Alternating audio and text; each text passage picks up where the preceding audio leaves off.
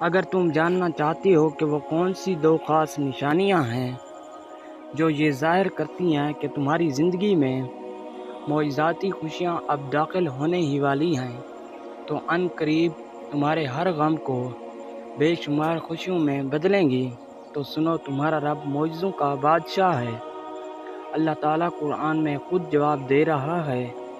کہ لوگوں کے وہم و گمان میں بھی ایک بات نہیں ہوتی،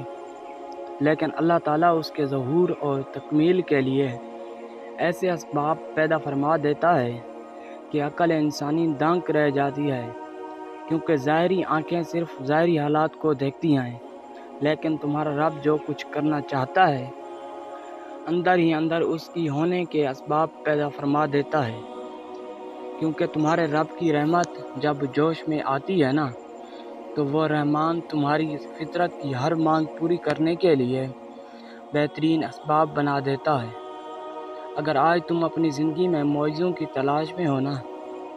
تو یہ دو باتیں ذہن نشین کر لو۔ دیکھو، دنیا میں تمہیں اکثر ایسے حالات کا سامنا ضرور کرنا پڑتا ہے جہاں تمہارا رب تمہیں کسی چیز کا حکم دیتا ہے یا کسی سے روکتا ہے، تو اگر تم اپنے ایمان تسلیم کو بڑھاتے ہوئے اور اپنی خواہشات نفس کی قربانی دیتے ہوئے اپنے رب کے آگے سر جھکاتے ہو، تو جان رکھو کہ تمہارا رب تمہیں اپنی کھلی اور چھپی تمام نعمتوں سے سرفراز رکھتا ہے۔ واصف علی واصف فرماتے ہیں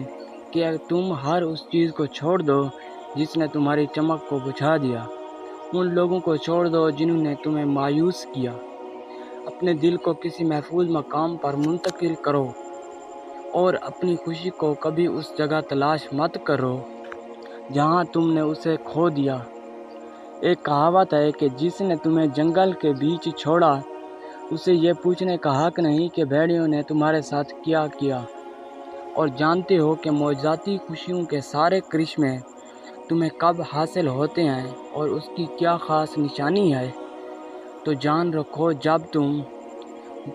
تم خوشحالی اور بدحالی دونوں ہی صورتوں میں اللہ سے اچھی توقع رکھنے لگو، اپنے غصے کو پی جاتے ہو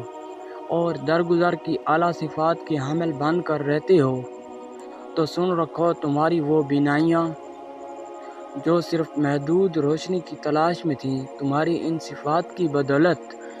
وہ لامحدود خوشیوں میں بدلنے والی ہیں۔ اللہ تعالیٰ قرآن میں فرما رہا ہے، ان میں سے کچھ لوگ ایسے بھی ہیں جو راہ راست پر قائم ہیں، راتوں کو اٹھ کر اللہ کی آیات پڑھتے ہیں اور اس کے آگے سجدہ ریز ہوتے ہیں، نیکی کا حکم دیتے ہیں اور برائیوں سے روکتے ہیں، یہ صالح لوگ ہیں، اور جو نیکی بھی یہ کریں گے اس کی ناقدری نہ کی جائے گی، اور اللہ پرہیزگاروں کو خوب جانتا ہے۔ اور اگر تم اپنے دل کی خوشی اور راحت چاہتے ہو تو کسی روتے چہرے پر مسکان لائے آنا، کسی کی درد بھری باتیں سن لینا، کسی کو گناہ بھری زندگی سے سیدھے راستے پر لے آنا۔ نبی کریم صلی اللہ علیہ وآلہ وسلم نے فرمایا کہ کسی مومن کو خوش کر دینا، وہ چاہے کچھ لمحے کے لیے ہی ہو، اس کے دل میں راحت ڈال دینا، اسے تسلی دے دینا۔ فرمایا، جو کسی کے دل میں خوشی ڈال دیتا ہے، اللہ اسے خوش ہو کر اس کے لیے بے شمار خوشیوں کے اسباب بنا دیتا ہے۔ اگر تم محسوس کرو کہ تمہارے دل کی آنکھیں تمہیں وہ نظارے کروا رہی ہیں جو تم سے پوشیدہ تھے، تو سمجھ لو کہ اللہ کی تدبیروں نے کام کرنا شروع کر دیا۔ یاد رکھو، جس طرح چاند کے مکمل ہونے پر وقت تو درکار ہوتا ہے، اسی طرح مگر جب وہ مکمل ہوتا ہے تو ہر آنکھ کی ٹھنڈک بن جاتا ہے۔ اور جانتے ہو زندگی میں معجزاتی خوشیاں ملنے کی دو خاص نشانیاں کیا ہیں؟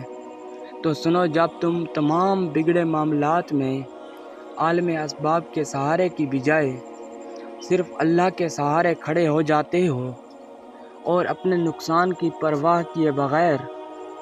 جھوٹ کو سچائی پر غالب نہ آنے دو، تو جان لو کہ یہ وہ خاص نشانیاں ہیں جو ظاہر کرتی ہیں کہ تمہارا رب عن قریب برے حالات سے باخبریت گزار کر معجزاتی خوشیاں تمہاری زندگی میں داخل کرنے ہی والا ہے۔ اللہ تعالیٰ خود قرآن میں اس کا اشارہ دے رہا ہے، اور جو جھوٹ پر گواہ نہیں بنتے اور کسی لغو چیز پر ان کا گزر ہو جائے تو شرافت سے گزر جایا کرو، اور اے محمد صلی اللہ علیہ وآلہ وسلم اس خدا پر بھروسہ رکھو جو زندہ ہے، اس کی حمد کے ساتھ اس کی تسبیح کرتے رہو۔ تمہارے حالات بدلنے کی دوسری نشانی یہ بھی ہے